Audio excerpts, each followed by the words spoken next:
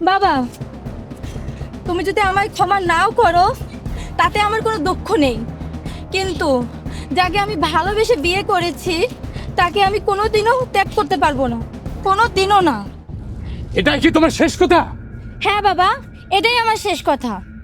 তাহলে যে দরজা দিয়ে তুমি আমার বাড়িতে প্রবেশ করেছো, এই মুহূর্তে আমার বাড়ি থেকে বেরিয়ে যাও। তোমার মতো মেয়ের মুখ আমি আর দেখতে চাই না।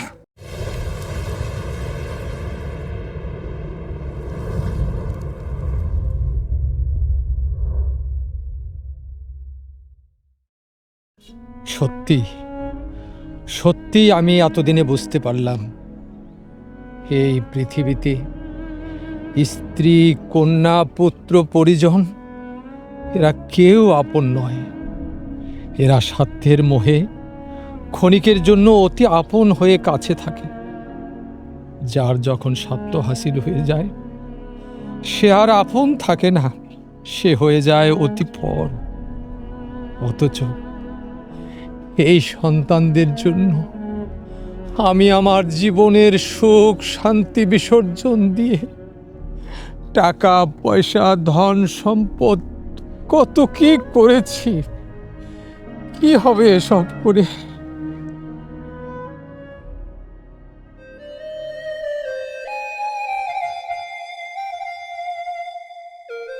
তুমি এখানে দাঁড়াও।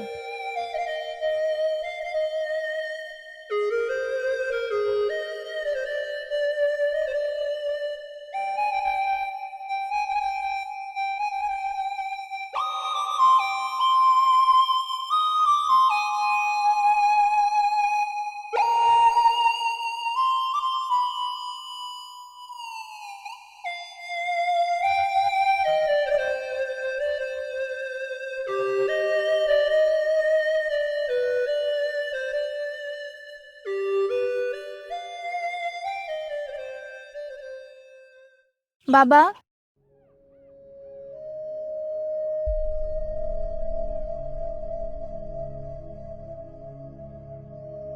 বাবা,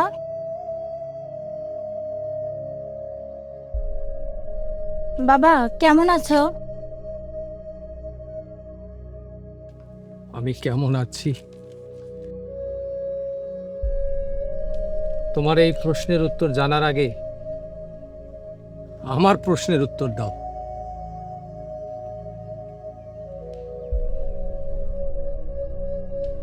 যে বাড়ির দরজা তোমার জন্য চিরতরে বন্ধ হয়ে গেছে, সেই দরজা দিয়ে তুমি কোন অধিকারে প্রবেশ করেছো? কেন বাবা, তোমার মেয়ের অধিকারে। মেয়ের অধিকার?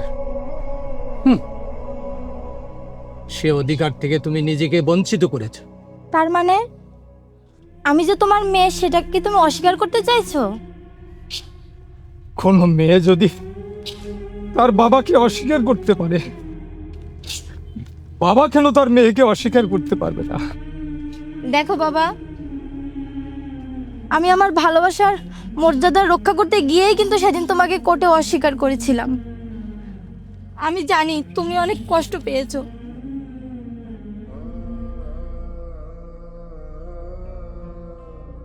তার জন্যই আমি অনুতপ্ত হয়ে আজ তোমার কাছে ক্ষমা চাইতে এসেছি। বাবা, বাবা আমায় তুমি ক্ষমা করে দাও বাবা, আমায় তুমি ক্ষমা করে দাও বাবা, আমায় তুমি ক্ষমা করে দাও বাবা,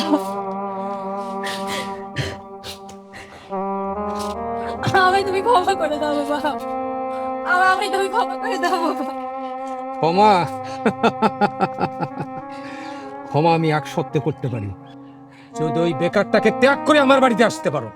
বাবা, তুমি যদি আমায় ক্ষমা নাও করো তাতে আমার কোনো দুঃখ নেই, কিন্তু যাকে আমি ভালোবেসে বিয়ে করেছি তাকে আমি কোনোদিনও ত্যাগ করতে পারবো না, কোনোদিনও না। এটাই কি তোমার শেষ কথা? হ্যাঁ বাবা, এটাই আমার শেষ কথা। তাহলে যে দরজা দিয়ে তুমি আমার বাড়িতে প্রবেশ করেছো, এই মুহূর্তে আমার বাড়ি থেকে বেরিয়ে যাও। তোমার মতো মেয়ের মুখ আমি আর দেখতে চাই না। তাই যাচ্ছি বাবা, আমি এখানে থাকতে আসিনি, শুধু এসেছিলাম নিজের ভুলের ক্ষমা চাইতে। আর যাকে তুমি বেকার ভেবে জামাই স্বীকৃতি দাওনি, তার একটা ভালো চাকরি হয়েছে, আগামীকাল জয়েন করবে। তাই তাকে সঙ্গে নিয়ে এসেছিলাম তোমার কাছে দোয়া চাইতে। তা যখন হলো না, আমি চলে যাচ্ছি। তুমি ভালো থেকো, আসি। দাঁড়াও, তুমি কি সত্যি চলে যাচ্ছ?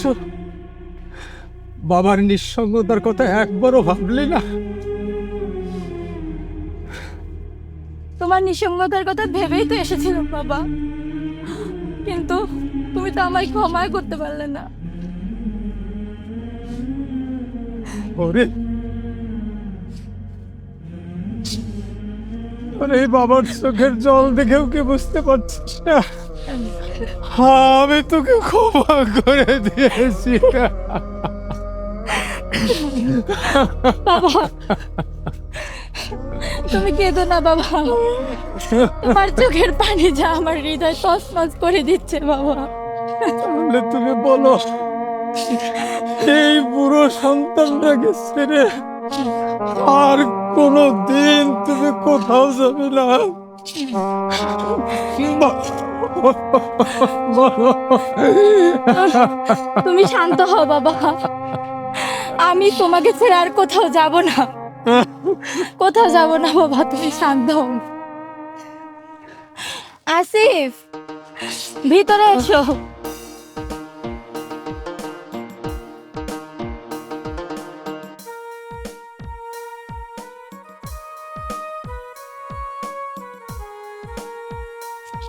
বাবা আসিফ,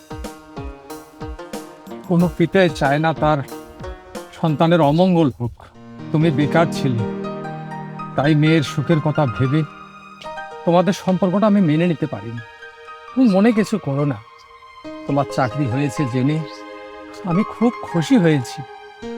আল্লাহ যেন তোমাদের দুটি জীবন সুখময় করে, আর তোমাদের ভালোবাসা যুগ যুগ ধরে যেন টিকে থাকে। বাবা, কাঁদিস না মা। বাবা আসিফ, আমি খুব শীঘ্রই তোদের আনুষ্ঠানিকতার ব্যবস্থা করছি।